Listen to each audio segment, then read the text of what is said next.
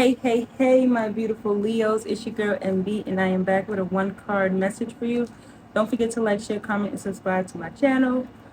Hit the bell button down below for more. The more that you like, you share, if it resonates with you, the more that I get more exposure, okay?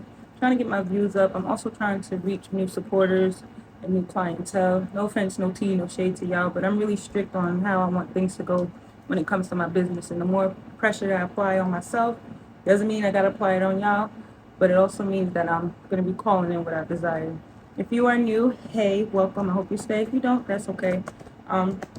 If you are returning, gang, don't mind my nails, y'all. I got a photo shoot coming, so I'm trying to wolf everything out. Just let them rock out so everything will be fresh when it's my time for my photo shoot. But let's get into y'all reading, okay? Leo, Sun, Moon, Rising, Venus. I'm gonna get a message from my Leos. Sun, Moon, Rising, Venus, as well as the North Node Leos. Sun, Moon, Rising, Venus. Some of you guys may have Leo in your Mars as well. You're gonna have a lot of energy coming your way. All right. I'm just gonna take the first one that came out, which was Solitude. At the bottom of the deck, we have Prosperity Begins. Some of you guys have been to yourself, or you may find yourself like not closing off, but seasons are changing, which means you are going to be changing with the seasons. But I also feel like maybe for a lot of you guys, Mercury retrograde has did a number on you, but in a good way. You may have felt like it was in a bad way, because you know how Mercury retrograde could do us now, especially if you don't do the work and you're not within alignment. That shit could turn you loose every way but loose, okay? But for a lot of you guys, Leo, Mercury and being in your zodiac sign for the first half of it being in retrograde, it has definitely placed you in a mindset of like being to yourself. Some of you guys could, I don't want to put this on it, but some of you guys have been like feeling of like suffering in silence, or going through things that you really don't really speak to people about, especially if you don't trust them. It's not giving a spirit of depression. I just bit my tongue, so it probably is not giving a spirit of depression. I kind of feel like spirit had to wake your ass up when it comes to certain people, places, and things, and even yourself. And I remember in your last reading about a week ago, I was telling you guys, like, you may have been in a funk, but I see that coming. You see you coming out. 9 is a number of completions. She is reading in the book. This is a Hermit card. So in Virgo season, some of you guys may have Virgo in your chart, may be dealing with one or around one, or have like a Virgo kid of some sort. You may be perfecting certain things, because Virgos will teach you that. If they're around you or you're connected to a Virgo, they're trying to teach you how to perfect things before you like expose it. Or like practice does make improvement, not perfection weird, but practice does make improvement. I see and I feel that a lot of you guys had to gain a lot of wisdom and knowledge in order for the seeds that you have planted to grow. If you see, there's one here, and there's 2 9s here, the suffering in silence as well as the solitude. So although you may have felt like spirit was closing you off from people, places, and things, removing certain things out of your aura, out of your energy, it was for your betterment. Some of you guys need to gain a lot of wisdom. You're very stubborn and hard-headed, and you kept falling on your behind because of the way that you were doing things and how you were going about things.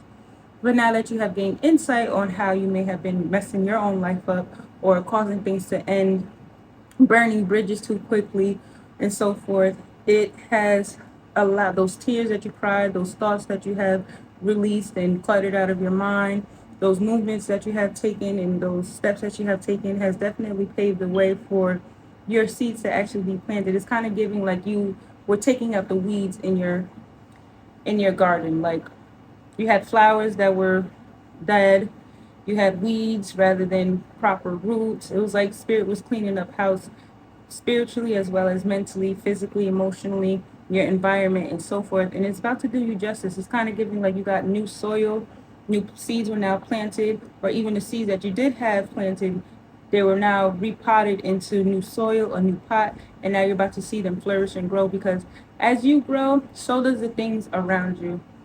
As someone who has Leo in the 9th house, which is all about spirituality, knowledge, and stuff, I can relate to this in some depth, because the more wisdom that I gain every day, and literally every day, the more wisdom, the more knowledge. Because I talk to my guides every day, I talk to God every day. I'm always gaining wisdom and knowledge. It allows me to grow certain things differently, and I also know that everything I touch grows. So I'm letting you know that everything that you touch has the ability to grow, and it does grow, whether it takes some time. Nature does not move quickly for us, nor on our time frame. Nature moves when it needs to move. Fall does not come in when the season says fall starts. If you think about it, fall starts September 22nd, right? You don't start really seeing leaves fall off the tree until mid October, late October, the beginning of November. And then snow don't really start falling until what?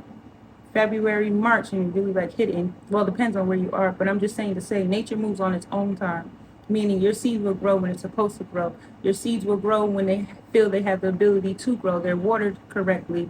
The soil is rich enough for them.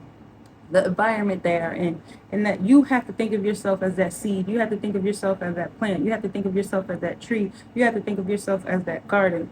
So just be mindful that your thoughts do bring in good or bad seeds, and they can either soil your seeds or actually help them grow. So just be mindful and stop saying, some of you guys need to stop saying, oh, I want to be spoiled.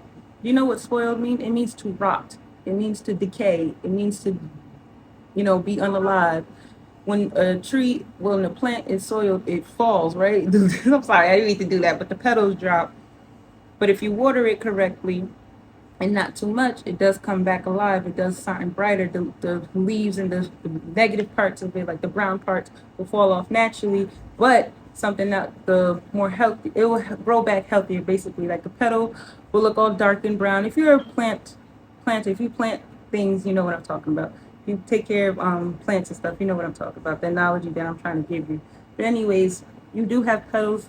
You had petals around you and within your garden and all that stuff that needed to be cut off so that new ones can grow, need to be resoiled. And with that, your prosperity can now come in. You can now see the fruits of your labor take place, because spirit will not grow apples, oranges, avocados, all of that stuff, watermelons, if it's not being properly rooted and grounded and so forth. Okay? But this is all I have for you, beautiful lions and lioness. I hope you guys have a blissful Thursday. Bye.